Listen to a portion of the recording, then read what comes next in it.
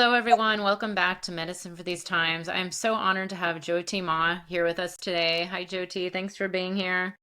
Thanks for the invitation. I'm quite honored. It's such an honor to have you. Wow. You know, a few years ago, I just had this dream of interviewing lots of elders out there in the community that have such an important voice. And I've been wanting to interview you for a few years and just been kind of shy and nervous. And then I think we were on a summit together. I've been on a couple summits in the last year, and I was like, you know what? Your voice is too important to not be heard at this time. So I'm thank you for your time to come on and share your wisdom right now. It's so important. And thank you for your good work because it Mm. is quite a moment in prophecy and the era as human beings that we're all confronted with right now and making big choices about. So, what I know about the work you're doing, it's seeding things in a really beautiful way out there. Mm. So, let's take time and water it. Yeah. Yes, plant the seed. I use that analogy all the time. That's all we can do is really, plant our seeds, tend to them, do the prayer. But let's hear a little bit for those that don't know about you. What is your role right here now on Earth? And I'm curious, what was your history that brought you here? I'm always curious about, when you were a little kid, did you imagine this would be your life? Did you ever have a job at some corporation, pushing papers? No, I'm Well, kidding. I guess as I hold your question, the first thing that comes back to me is I think sometimes our destiny paths reveal themselves at birth, but we really don't understand or see them till much later on, and that was the way with me. And so I was born in Rapid City, South Dakota, in the Black Hills. And that's the sacred site of the Oglala Sioux, the Sioux Nation. And I would work with them for some time, many decades actually, trying to return the Black Hills back to the Great Sioux Nation. And that ended up being a life work, sacred territory globally. And so my mother put my feet there in this holy land of the Black Hills, which they call, when it's called in English, is the heart of everything that is.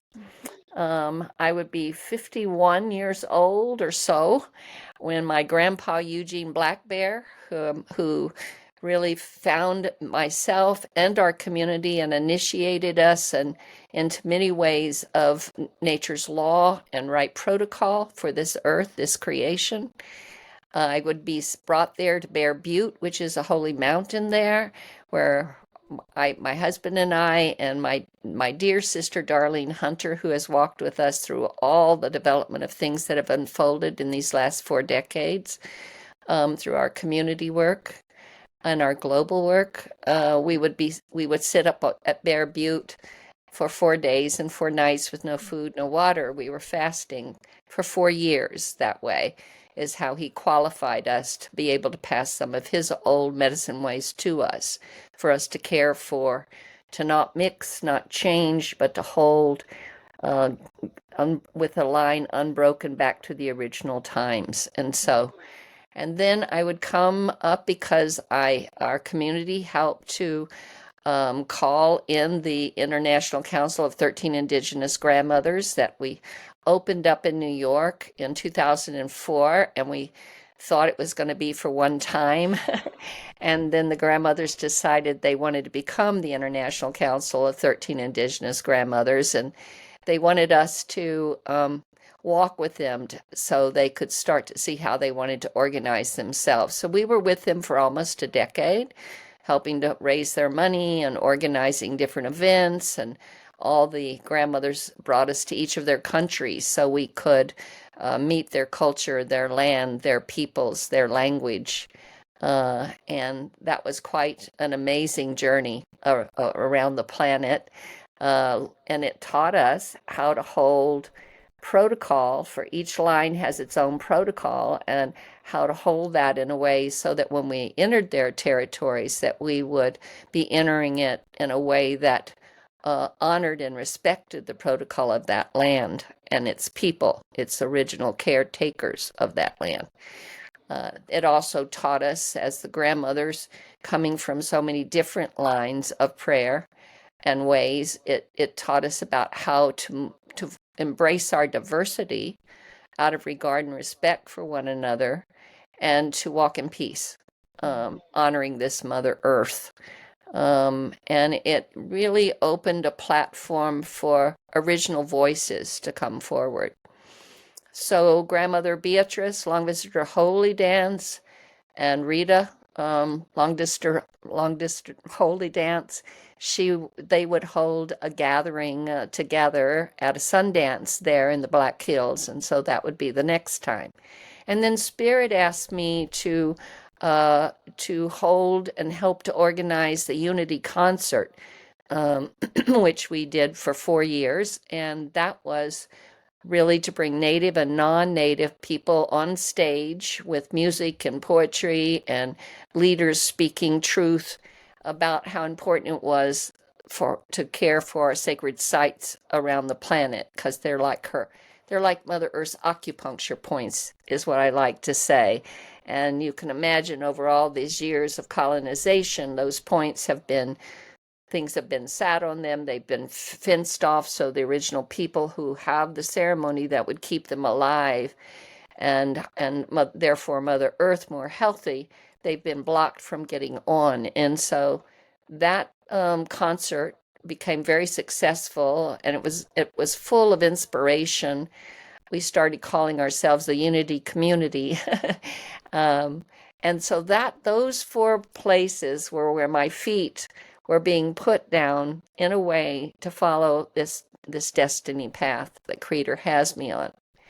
When I look back at my young adult self and some of the places that I was brought, for instance, in Texas, I would come to run institutions for juvenile delinquents, and I would be brought into one that was in full riots, and and I think at the time they really sent me there because they really didn't want women in those positions, but they thought I would fall down. There had been 5 other men superintendents before that were brought in there. It was a time when plea bargaining was going on, and so these institutions used to house orphans. And then all of a sudden they were plea bargaining, and so you had children that were creating very violent crimes, and those that were runaway children, and those that had psychiatric issues that were getting placed into the juvenile system. And so the mother would come, and she would really start to land something in brought me a program one night and told me this is how it needed to go and unfold. And it really, I just said to the kids, this is really your home. Do you want it to be in chaos, or do you want to make it something different? It's up to you. And in the end, they did that, and it was quite remarkable what they did and the choices they made over a couple of years. But then the state took it and passed it on to mental health, and that created, they broke down everything good that the children had seeded. And that broke my heart, and that brought me to the Jung Institute so that I could, following the same line, the same prayer. I've never never had an aspiration driving my life. And when I really think all the time earlier, before my community of Kayamari got started, and we were together for many years before we got the land that we were to caretake. We got that land in 1995, and at that moment, I had gone through a 13-year Kundalini awakening process that really was not easy, and brought me to India so I could set with my teacher, Dhyan Yogi, who was a Kundalini Mahayoga master, and he would help me know how to navigate this process and integrate it, open to it. And no sooner had that all happened than the community came along And when I look back, I know that one of the medicines she handed me was community, because we've got to come back to a community that is really based on mother law. And so when we came up our mountaintop, we were a lot of innocence. There was a vision driving us. It really was amazing. We were all caught by it. It was like an electricity that unleashed itself. Many came, didn't it, and joined and sent funds without even seeing the land. It was the vision that was helping us remember ourselves. And then up our 14-mile logger road would come the elders that would help us learn how to walk following mother law, how to walk and embody original principle of reciprocity, collaboration, heart, unity. All life is sacred. And in 1998, we were in ceremony, and in that ceremony, the mother came in a strong, strong way. And she said to me, I'm going to hand you one of my most sacred baskets, and in that basket are some of my most treasured jewels. These jewels represent lines of prayer that go back to the original time. Do not mix them. Do not change them. Protect and keep them safe. Walk them through the doorway of the millennia. I have something we're going to do. Now, we didn't understand that. But that's when these elders started finding their way up this 14-mile logger road and started to teach us about each of those lines in the basket.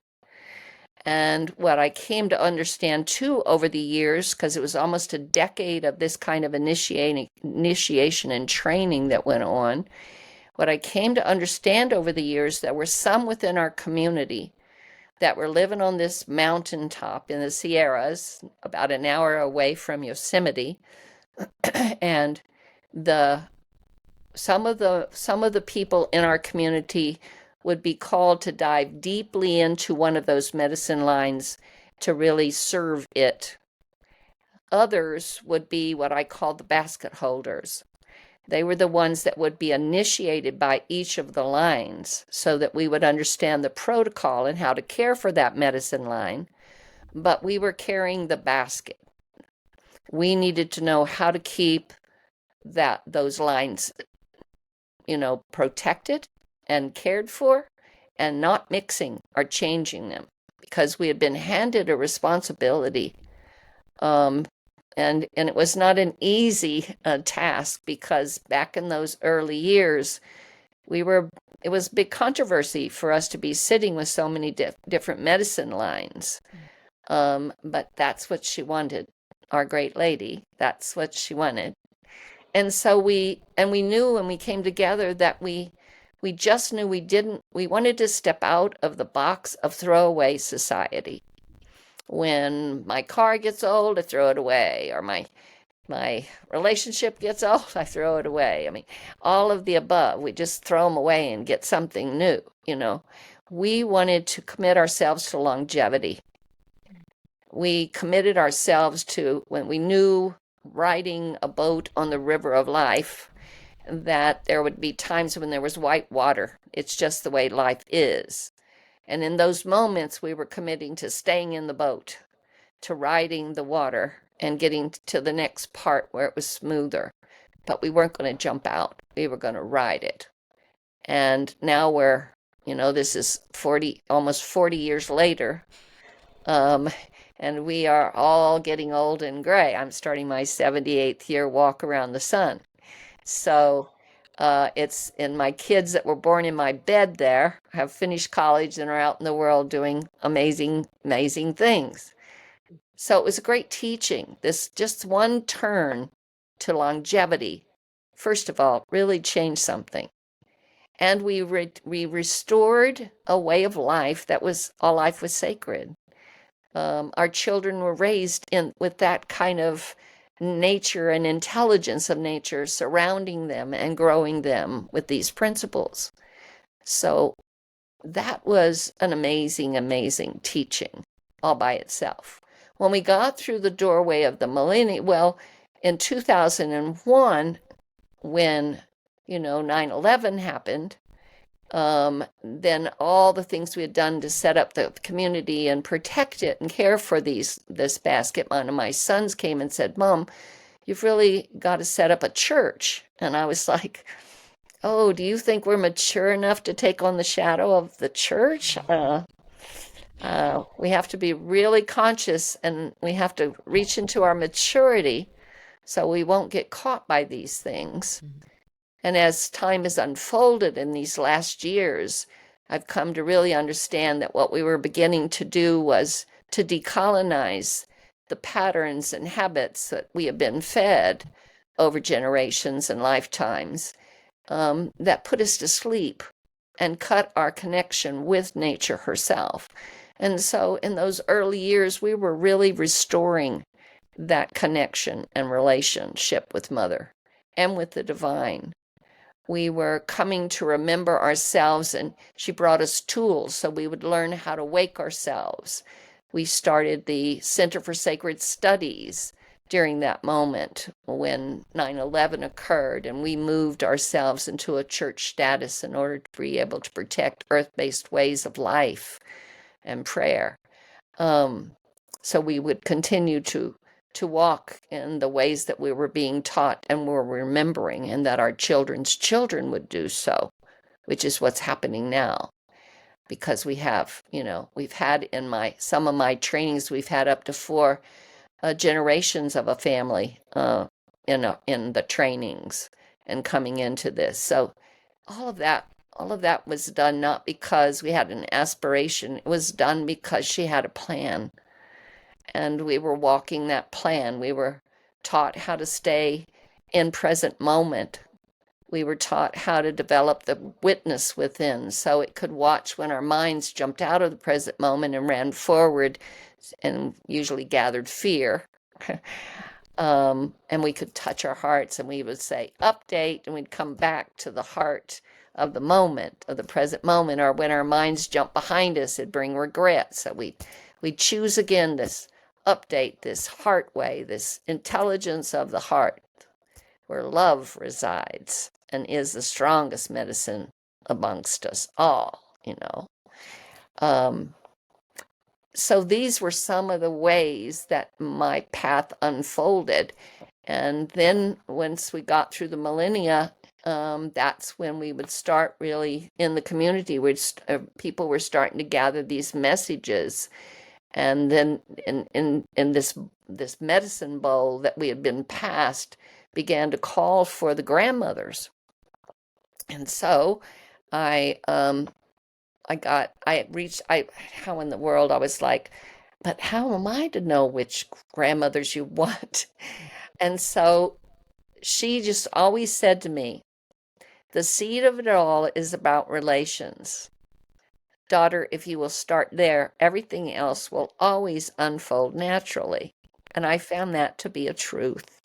So I wrote to elders across our community. Now, our community at this time, as we sit right now, we have our community here in California. We have my dear Bethany Yarrow, who has the waterfall house that's on the upper east of New York, east side of New York, where you knock at the gate, that entry place, the natives say across Turtle Island, that's the real door of entry when you want to come into Turtle Island. You're coming in to do something significant with the other elders and other nations. That way you should always come in through protocol there. We have a community that just turned 26 years old outside of Prague. And for 22 years, we had a home in the Brazilian Amazon. I loved the jungle, and she's where we went to wake ourselves, clean ourselves, and firm ourselves, So this was the footprint of our community of Kayamari. And as we met together in upstate New York, with the grandmothers at the Dalai Lama's Medicine Buddha Retreat Center. And as I said, they decided to become a council, and that we walked with them a decade, helping to raise money and organize their events. And a couple of years before that work was complete and they needed to fly on, and she gave us the next seed, which was the fountain. And so the fountain, which the Mamos out of Colombia, they call it the fountain for natural order of our existence. And the fountain is now the instrument within the basket that she's given us to carry out global initiatives that will help this Mother Earth and protect our original peoples and original cultures and language. And so that's kind of how the path unfolded. And it wasn't about a thinking that I had. The only, I guess, thing that lives in me still is that deep, deep, deep resonance with the divine. And in my later years, the mother herself has been the one that lives in me. And I try to be her arms and legs and carry forth what she gives us in this great plan of this prophetic life moment that we're all standing in together. And I like to say the prophecy has prepared us and the prophecy is instructing us now. And so I'm grateful. I'm grateful for this level of interaction. I'm humbled by it every day because she brings us into not some easy task, for sure. The path has got a lot of fire walks where you just have to have the courage and walk through it and go through the cleansing and wake yourself further. And we're going to see more of that in these years ahead, which in a minute, if you want, I can share some of Yes, that. please. Yeah, it's I say this almost daily. It's such a blessing to be alive at this very potent time. It's also I just think I'm very grateful for my tools, for my path, for my connection to spirit. But there's a lot of people out there that don't have it, and that's where I don't even know what that could be like. And I pray that more people find this connection. And there's a lot of fear, there's a lot of I would say the media thrives on fear. Fear seems to make people money, so there's just more of it because it gets people clicking on things and buying things. And seems to be the root of what's happening. And the global is a system that's not serving the earth and her inhabitants. But yeah, what I would love to hear what you were going to say about the prophecy. And I also would love to know, like, what message do you have for just kind of like, the regular person who's out there trying to just walk a path of purpose and service, and but also feels kind of like, what can I do? Like, what is my role? And a lot of people feel that kind of helplessness, almost like, oh, I have no power. Oh, but that is a falsehood that needs to fall down, because every single one of us, my elders say we come from the stars.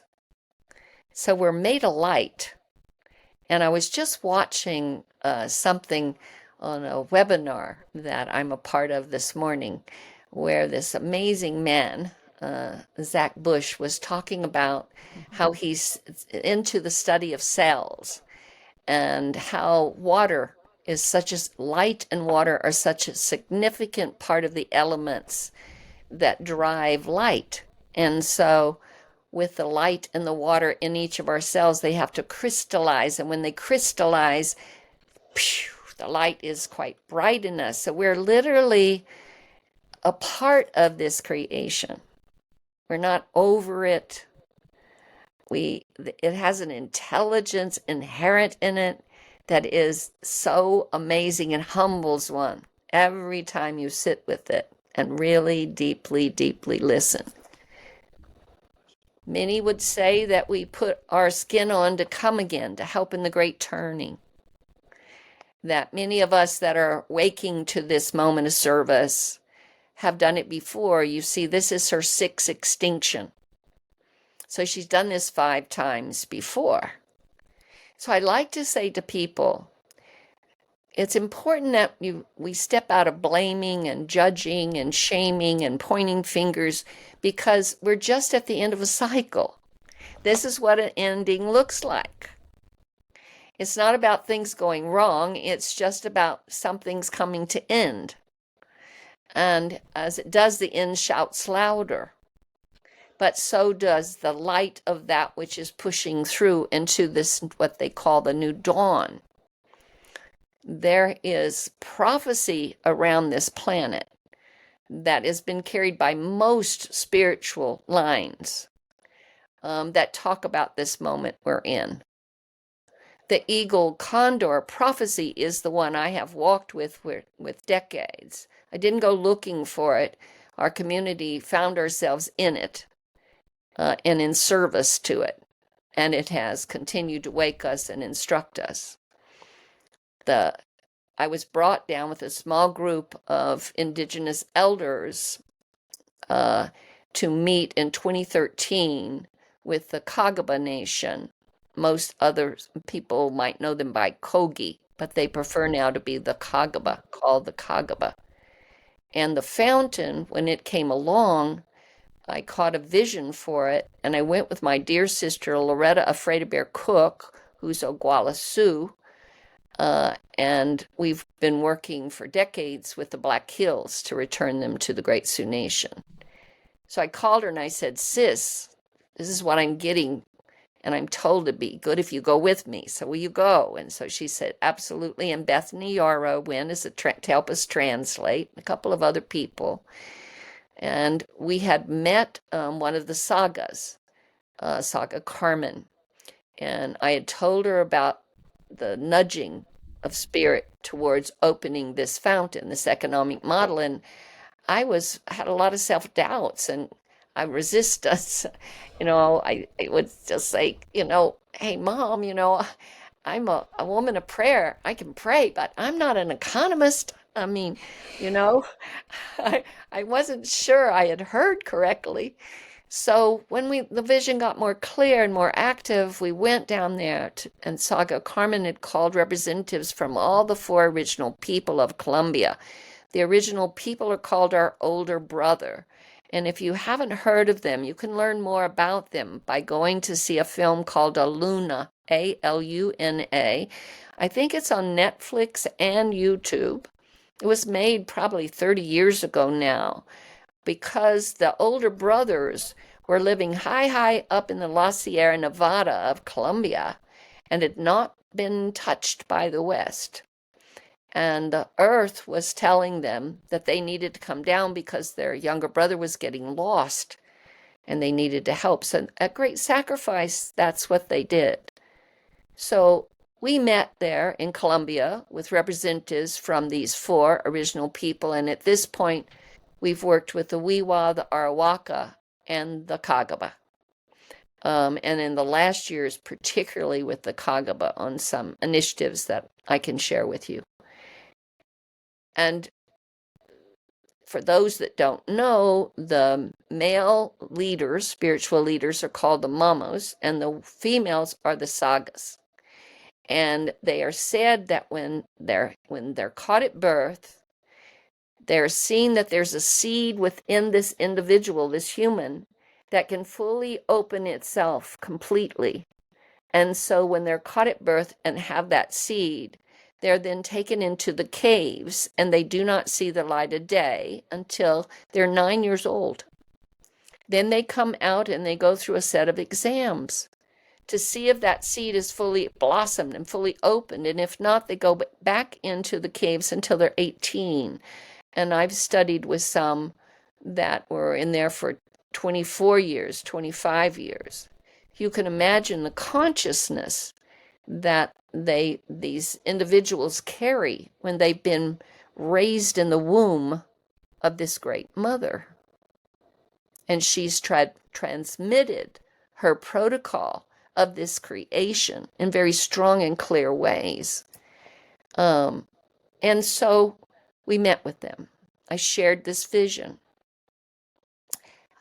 We were with them for many days. They took us up into the mountains. They continued their consultation. And at the end, they said, "Yes, Jyoti, it's time for the fountain, for natural order to begin. And we want to sit here with you."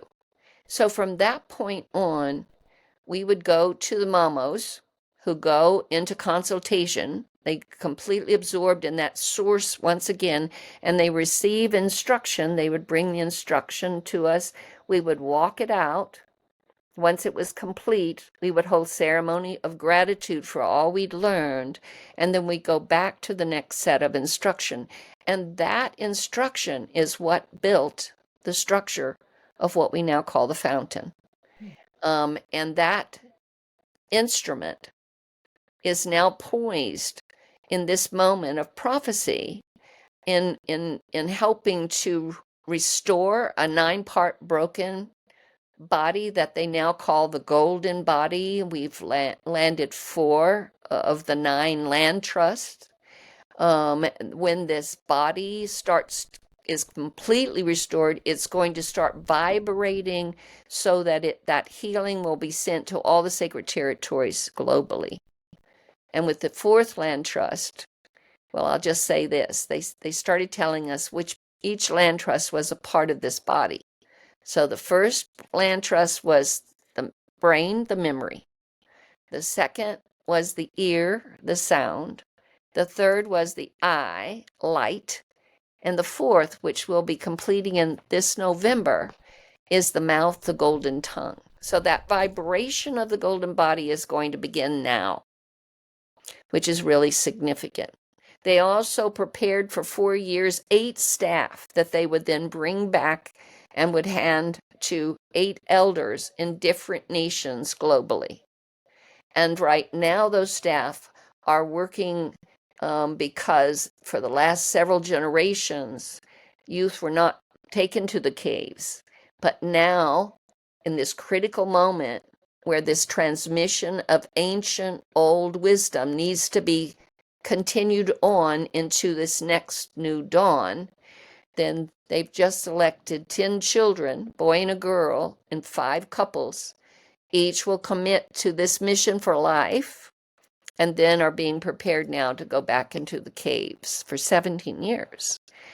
So these are I mention these because this is what Mother Earth is doing right now with many of her original people around this planet. She's sending them instruction for them to hold ceremony and to do different things that will aid her in her big movement. Because when I was in India, I'd go into sacred ashrams and places like that, and they'd have this clock on the wall. And so from 12 to 1 was 2,500 years, and from 1 to 2 was another 2,500 years. And so it would go all the way around the clock for 26,000 years. And that very last sliver in India, they call the Kali Yuga. Now, that means that this cycle, this ending cycle that we've been speaking about, we finished this 26,000 year turn, and we're about to open to the next 26,000 years, which will be dedicated to unity. And grandmother Rita Blumenstein, who was Yupik, she's gone on to the ancestors, but she was an amazing woman. And Yupik lived up in the cold country of Alaska. And she would say, bring teachings and things that her grandmother had taught her. And I'll just give you one example, that when we started in that first meeting in New York, in upper state New York, for the grandmothers, Grandmother Rita came, and she said, when I was 9 years old, my grandmother came to me and she said, when you get old and gray like me, you're going to be asked to sit on a council of 13 grandmothers. And so I have made bundles. Each of those bundles has a white eagle feather and a sacred stone. So when that moment comes, you hand out these bundles to each of the grandmothers. Take one for yourself and sit down and know my hands are on you. And the time we've been talking about and preparing for has begun. So that was in 2004.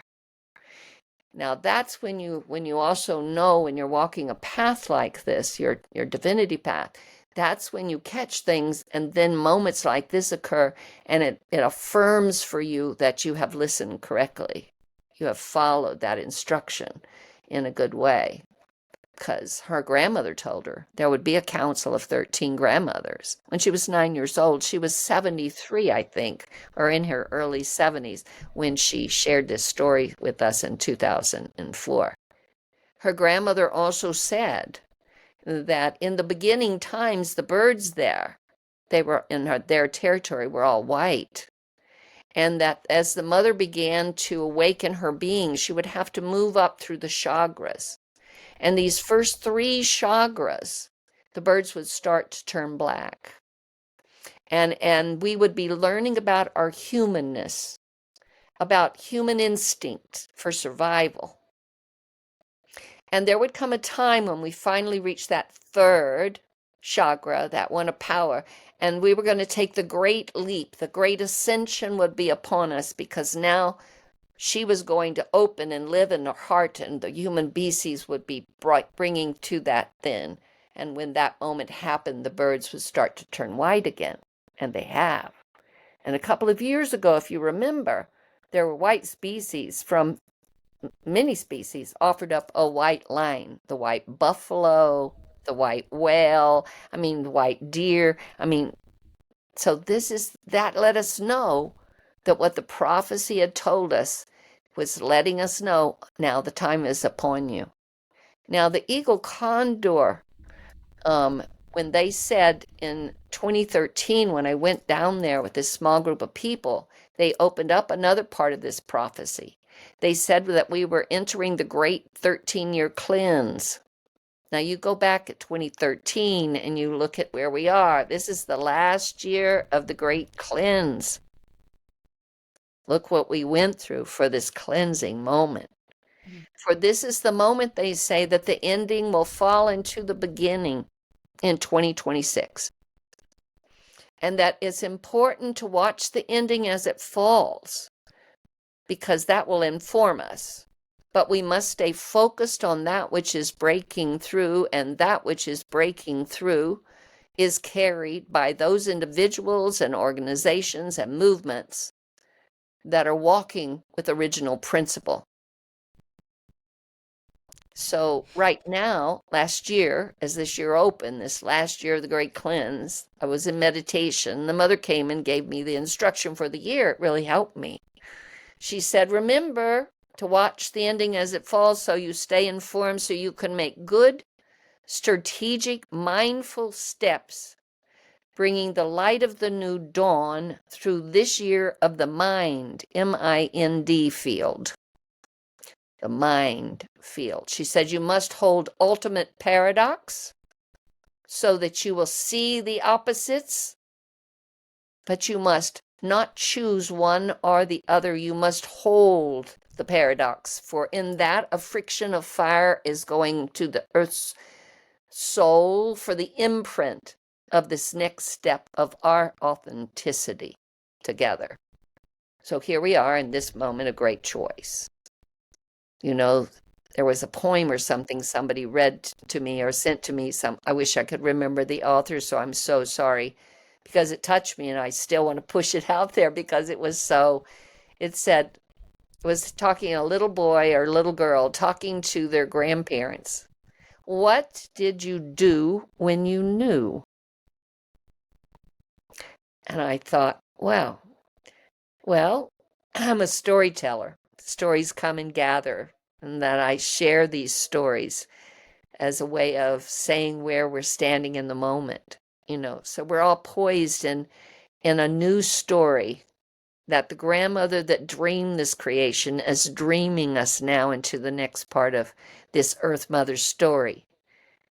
We're in a big moment of choice, a moment when we have to look in the mirror and embrace the truth we see there so that we can open ourselves and our hearts completely, so we can still our mind, and so we can walk with more loving care and respect for one another to a returning moment, to that place where we started, But now we come back out of choice, and we will arrive with an awareness of how to care for this mother through the protocol and the right relation that we align with her.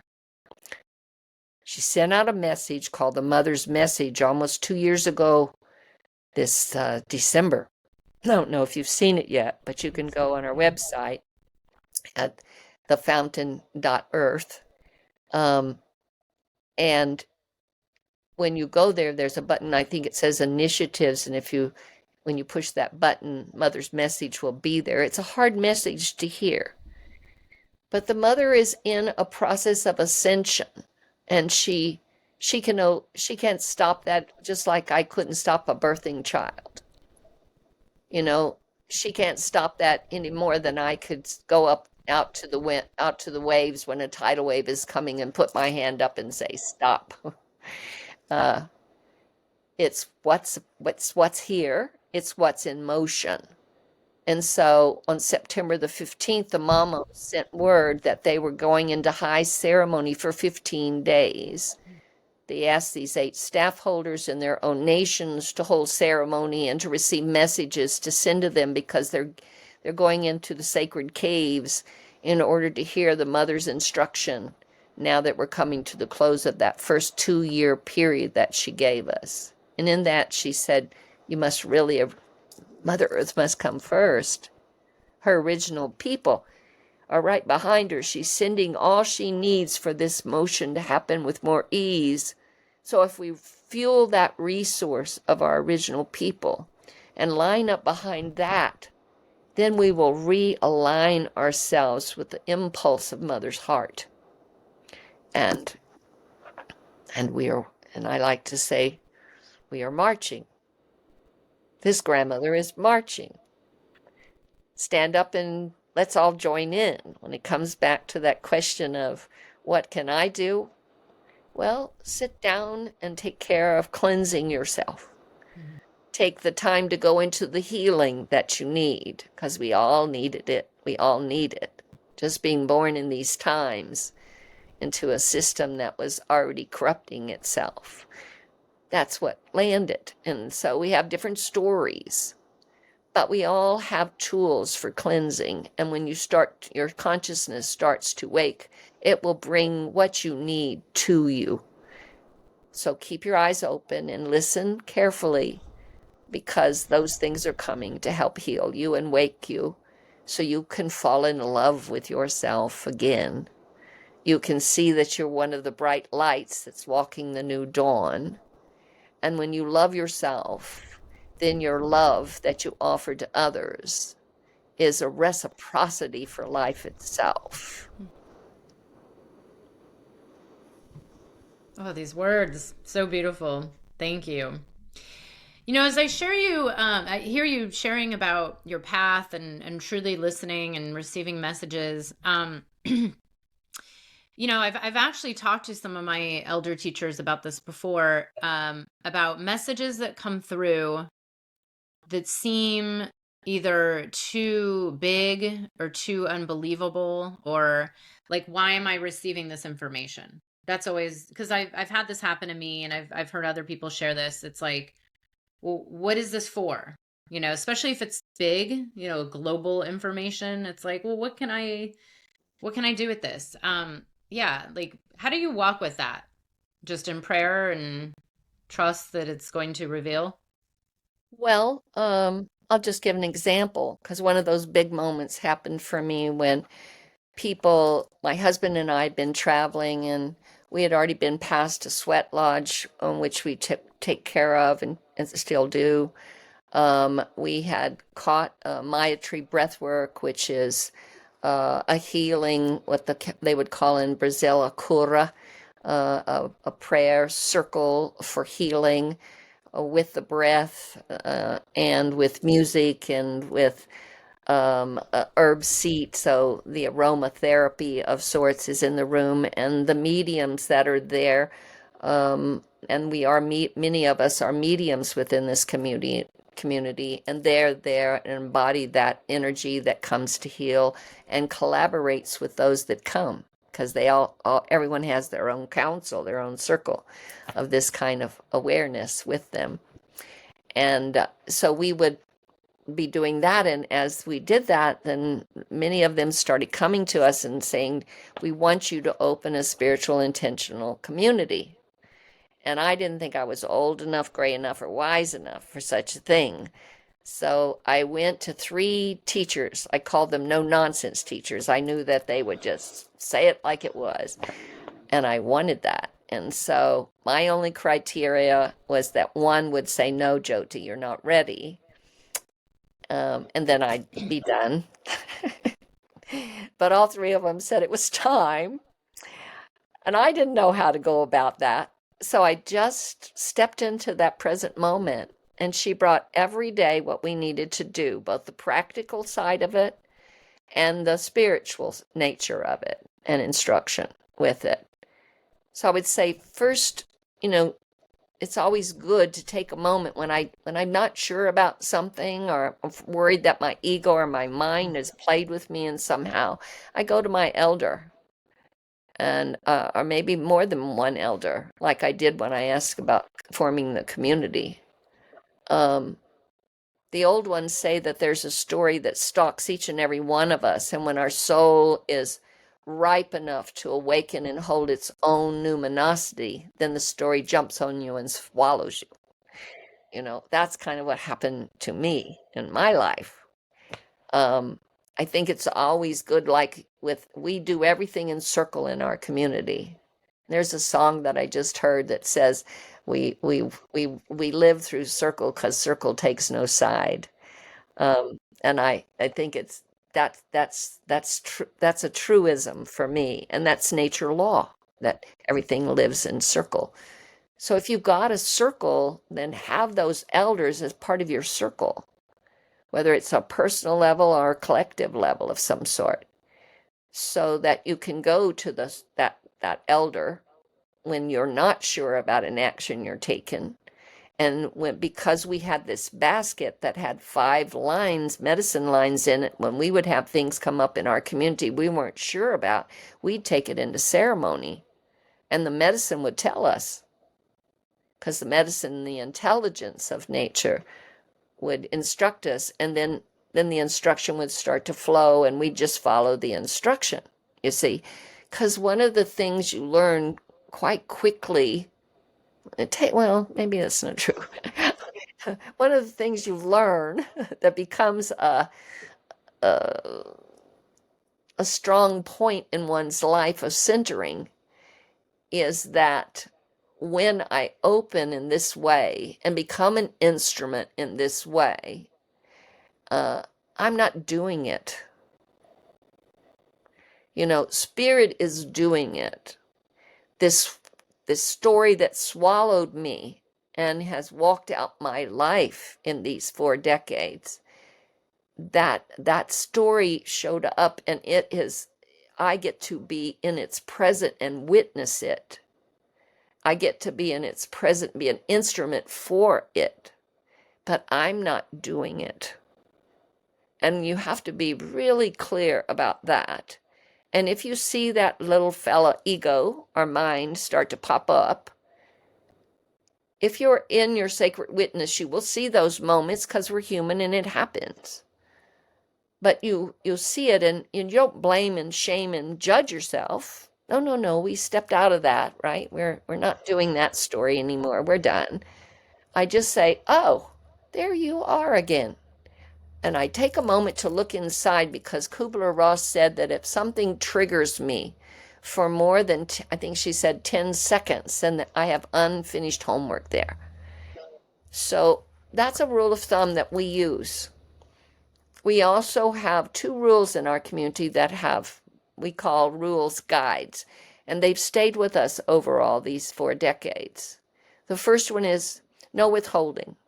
So if you say or do something that triggers me, I need to go immediately right then, and when I come and sit down with you and say, when you said that, what did you mean? Because this is what it triggered in me. And all of a sudden we get to know each other differently without finger pointing, with respect. And then I get to wake up more. We get to wake up more. The second, because when someone, and they do, comes 9 years later, and all of a sudden they're trying to tell you what you did 9 years ago. All of us have different memories of things. So we're not going to be, that sets up a field that's not going to be with resolution. It's going to be problematic and divisive. And so that with no withholding has been something we stayed with. And the second one was service from the heart. Those are our two rules in our community that we've walked with all this time. And when we got caught in things, because we always look at everything as energy, everything is energy. Energy creates itself into a form called story, so we can see what the energy's doing. If we are awake enough and we're standing out, we're not caught in all of that anymore, we're looking at whole systems, then we can see that story within the whole system. We can understand the energy and what it's wanting more. It may need to be transmuted or transformed or released. It may need to be integrated and celebrated. It's all about energy. When I'm caught in a story, then I'm personalizing something. And all my elders would say, the moment you personalize, you're lost in the story. You're no longer standing with that which creates story. So I think some of those are some of the things I would answer to you from your question. And you know what's funny? I was going to ask a very specific question about living in community. I mean, so many people are wanting that and are talking about it. There's a group of us that are meeting and starting to develop, just at least have the conversation of like, what is this foundation? And you said, you're on the boat for the ride, for the long haul, and like sticking with it. And of course, over the years, I've heard about a lot of people starting these intentional communities, spiritual communities, and then there's a blow up or the leader, something happens and people leave, and it's human ego, I guess. But what is, besides having the principles that you just mentioned, like, is it about having one guiding principle for the community that keeps the glue together? Like, would you say that there's a specific, or is it just the path of prayer, or what is it that keeps the community going? Well, the intention that we realized when we came together was, we wondered if we as a village, could we all have the awakening process? Could we all open ourselves to that full authenticity we came here to do? Was our question.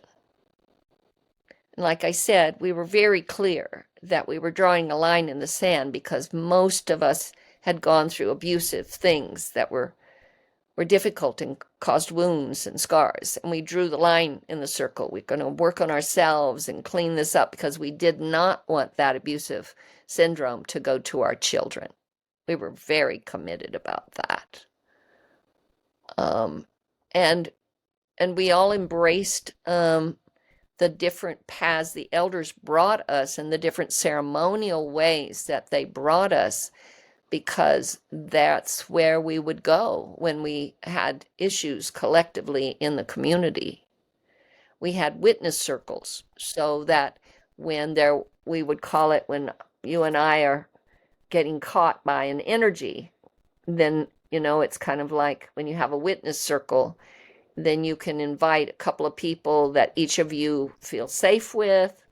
The witness is not there to take sides or decide who's right or wrong. No, the witness is there. So should you forget, when you're presenting your story, you're saying, when this happens, this is what happens. I'm identifying the energy that comes up from me, from my seat in the circle. And so does the other person. And so when you share that way, then you can start to see the energy you're both holding that has come, because it wants the light too. It wants to come out of the shadow. It wants to transform and transmute itself and lift itself higher. So that's the service work you're in. And so that way, That way we can depersonalize the trigger it touched in us. And we used to say, we're all going to take a place to hold a shadow for the community at some point or another. So when that happens, can we be kind? Can we Simple. be kind to one another? Because waking up is messy. It is, it's messy. And you're humans and you're doing the best you can. And we're going down a road that's not been cut before. Mm. So we have to step out of that Western thought that decides and judges and compares and competes. And when we step back to mother law, to nature way of life, all things have value. We sit in circle and she said to us when we first started sitting in the circle, everyone here is a voice of an aspect of myself. So I get to listen to this much of myself express itself in the ways that I hold my work, in the teachings that come, in the actions and initiatives we grow together to go forward. That's how we learned. Yes, we had to walk through the fire more than once. We would call ourselves karma yogis Mm. because a karma yogi is working the karma. And when the karma came up the mountain to go in our ceremonies or hit our community in some way or another, we had to burn the karma, not throw it around anymore. We had to burn the karma. It's a place inside that when it's fully open, you know you're in service, and you know sometimes you're the shovel in that room with all the shit, trying to find the donkey. But you have to have a lot of humility, and that work requires humility. Or the ego clicks on, the mind clicks on, posturing starts happening, and the vision occurs. And our path is traveling down with the current of unification. So if things start to divide and separate, then we've fallen off that current. We have to find our way back to that current of unification. So rather than either or, we would say and both. What's a choice that brings and both? Beautiful. Oh, thank you so much for sharing this. Such beautiful wisdom. So, because I don't want to keep you too long, but I would love to hear, you know, I've been hearing about 2026 for many, many years and this pivotal turning point. I mean, it aligns with, yeah, like you said, all the prophecies and the astrology as well. What's next for you and the work with the foundation during this pivotal time? Yeah, Well, what's as I mentioned earlier, we're poised now and we're in service to the Kagaba, restoring this golden body. So I'm always looking for resources, especially in these times. It's an interesting process to just know that the mother will bring what we need, and she'll bring those collaborating partners that get it, that really understand what a high spiritual act they're becoming involved with. And it is that. I'm humbled by it. We're in service to our original people globally. I'm a member of the Mother Earth delegation of United Original Nations, and the Fountain and Center for Sacred Studies, our community. We all really listen to their instruction. We follow that direction. Just like I mentioned how we work in Colombia, that's how we were trained up over all these years. Do we make mistakes at times? Absolutely, we do. And we want our mistakes to be our learning. We don't want to cover them up and feel bad about them and get caught in all of that old kind of way of doing. We just want to recognize, oops, that was a misstep, and excuse me, let me burn some cedar. Let me do some things to correct that. and let me walk in a way that honors what I just stepped on, you know. Um, so that's kind of the moment we're paused in. And right now, I would say the instruction she gave about holding the ultimate paradox, whew, it's strong right now. I mean, especially here in this Turtle Island, this United States, we're seeing the ending falling. We're gone off the cliff, you know, um, and people are making choice. Some of that evolution isn't personal. It can feel personal, but evolution isn't personal. It's just movement in motion, taking us to the next level of perception, the higher level of perception. And so right now, let's getting this instruction from our elders and walking that instruction out the best we can is all we can do. The message that they're bringing back is going to be another strong message. They do tell me that starting in 2026, we will be entering 7 years of a very strong moment. So, us grannies, we say, you know, they say, if your grandmother's heart's not on the ground, then everything's still in motion. And I want to tell you, the grannies I walk with, our hearts are definitely not on the ground, and we are marching. And we got our arms around everybody. We got our arms around everybody. Our prayers are constant in that way. Constant. It's important for these times that you find a spiritual practice. It can be as simple as getting a glass of water and going outside in the morning, just as the day is beginning, and taking that holy water, that water of life, and letting your heart give praise and gratitude for the day. And when you finish with that, then you pour it 4 times onto the earth so she drinks first, and then you take 4 drinks. And if you have family members or 4-legged furries with you, whatever there is there offering that morning prayer, then they share the water also. This is a practice that will change how your day unfolds. You can sit at an altar. If you can, open an altar in your house. It can be as simple as a candle with some picture or statue or whatever you may feel brings the sense of divinity into your home. You can pay attention to your walk, because things come up to your walk in that present moment. Some of them you're going to love.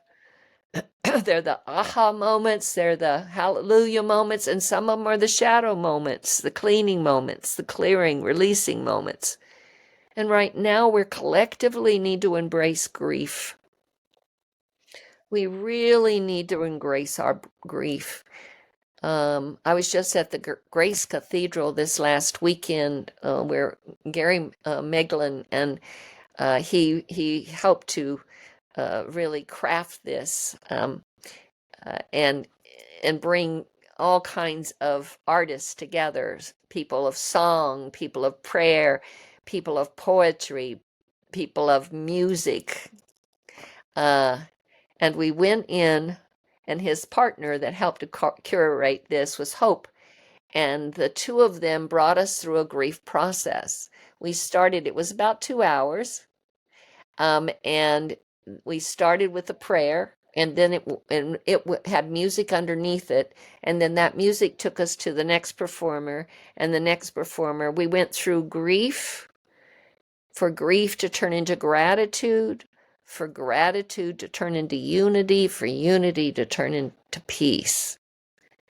And it was really amazing. So take a moment for gratitude, highest form of prayer. And some days you wonder, well, what could I be thankful for today? It's just really been a horrible, horrible day. When I was younger and would have some of those moments, I go sit with my children and they would put their little hand on my face and I'd melt. And that was one of those moments I had so much gratitude for. I go outside and sit with nature and still your mind and listen deeply so she can fill you to the brim and overflowing. And your gratitude will come right along with all of that. Yeah. So these are some of the things that I think can help us in our individual walk. And as you walk and you're letting the walk carry you, you've given up your need to negotiate it or navigate it or any of that control. And you really have come into a place of trust. And as you walk the path, that trust deepens itself and steadies you in the faith of your own authenticity. Because really, this is a moment when authenticity is pushing out of the mud, through the muddy waters, and shooting for the sun and the light of day. Yeah.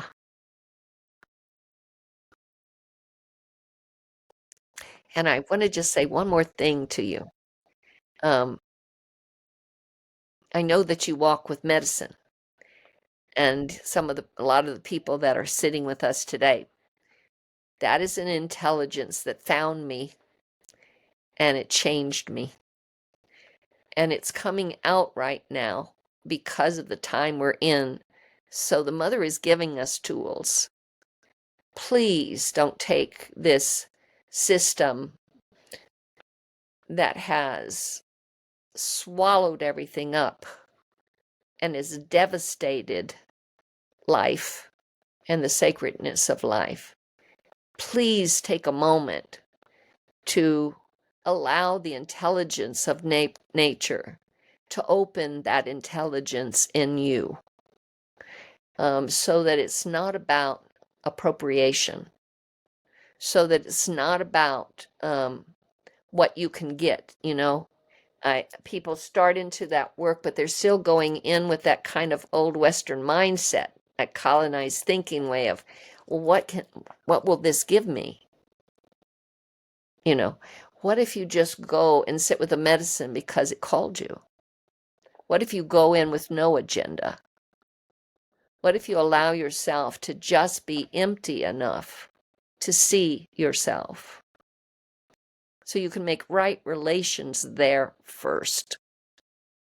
Because when you do, and you embrace yourself again and all the parts of yourself, the little ones, the mad ones, the angry ones, the brilliant ones, the rebels, all of those that live within us. We all have all these different parts of ourselves, different aspects of ourselves, but we must embrace them all in a friendly way. Then we become a very different human being.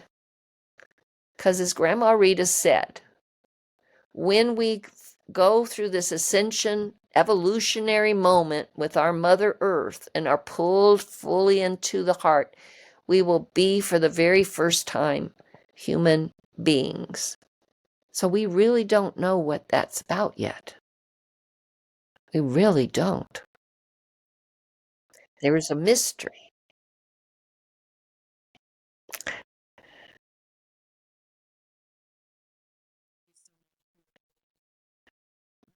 Beautiful wisdom.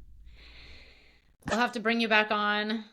You always have an open invitation to share anything on here at any time. Anything new or any new initiatives coming out. Please let me know. And I'm going to share the link, to the fundraiser. And then I know you also have a membership kind of model, or I don't know what you would No, we're call it. we're just Yeah. starting that in patrons, and Yeah. it came out a request for really the people around the fountain and these Earth initiatives to cultivate more communities so we can have better exchange and hear the richness of what we're sitting with. Uh, Circle again. We're coming back. Yes. It's another circle. Another circle. So come and join us. And Beth, do keep in touch Yeah. because, you know, she's got me spinning like a top these days. I say I'm a granny dancing as fast as she can, and I still can't keep up. So reach out for me, please, because we do have a message she's about to bring us to the world, and I really want to be able for you to speak about that maybe as one of the first ones to do so, Yeah. if you Yes. want, if you want. Please. Yes. At any time. Oh, thank you so much. Such an honor to hear you. And just knowing that there's this great wisdom and people doing such good work around the world. For those that are losing hope or feel helpless, this is it. We can all just plant our little seeds. Keep doing the work, doing the prayers. Like you said, being right relationship, daily water prayer, wake up with the sun, just it's so simple. Yeah. So thank you for these beautiful reminders.